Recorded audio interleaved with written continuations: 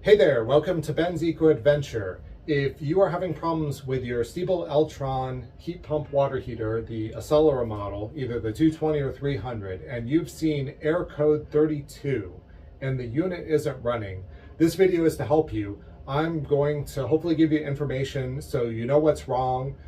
You probably will need to call a service technician unless you're really super handy.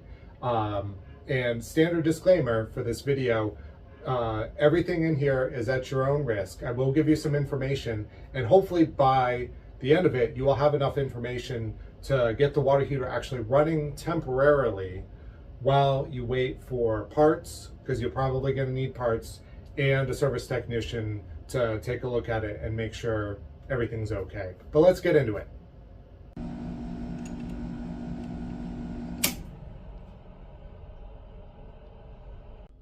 All right, so after you've gotten the power turned off and you've gotten the machine opened up, and if you want to see how to do that, I have a separate video which I'll link to above or in the description. You'll want to look over in this section here, and I already have the cap off, but underneath the black cap it's a combination of the heating element and a thermometer and the anode rod. Now, when I opened this up, you can see there's all this junk here. What I think is happening is right in the middle, there's actually a small leak. Water's actually coming up through this area, and it's messing things up. It's corroding the connections. So you see this red wire over here. That was still in there, but it had become completely disconnected. That red wire is for the electronic anode rod. So when the machine senses that the anode rod is not connected, it will not turn on. It uses that signal also to check whether or not there's water in the tank.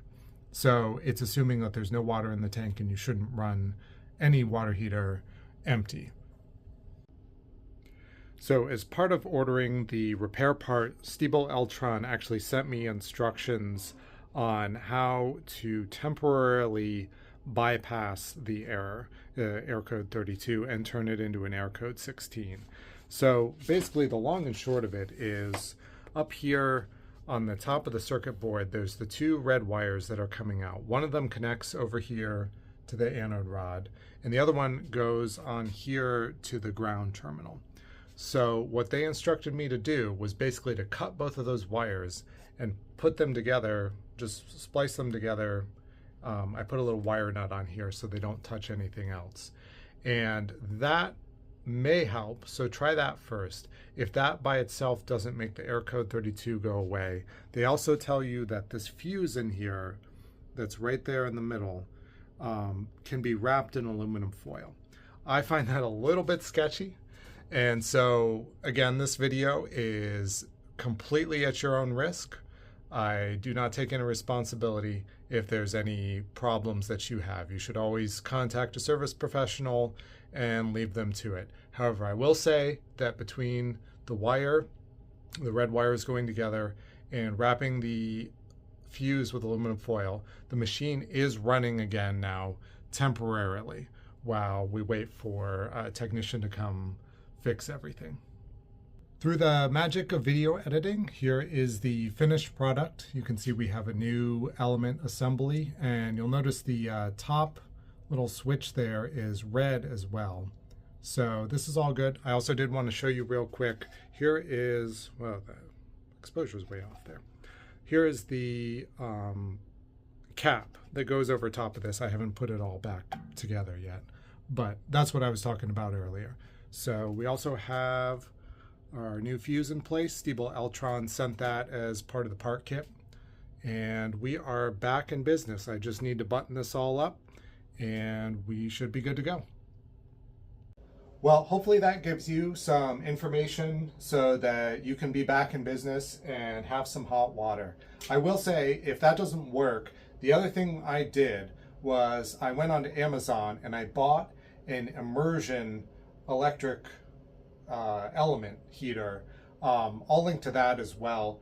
These aren't the best, most safest thing in the world. Basically what you can do is you can fill up your bathtub, you can put this heater element in the water, and it'll at least give you a hot bath, so you'll have hot water. Don't get in the water with it running, of course. You know, safety, these things probably aren't the most safe. But anyway, so hopefully if you get your unit running, you won't need to do that. But I just wanted to show you too, here is the old heating element that came out. This part here that is coming off, this is the anode rod. And I don't know how well you're going to be able to see in here, but everything's just all super corroded in there. It doesn't look very good. But yeah, so here it is. Everything's great. We're back in business. And if you have any questions, please feel free to leave me a comment. I can at least try and provide some insight to you. And yeah, if you found this video helpful, I'd really appreciate it if you give it a thumbs up. It really does help out. And consider subscribing. Thanks for watching.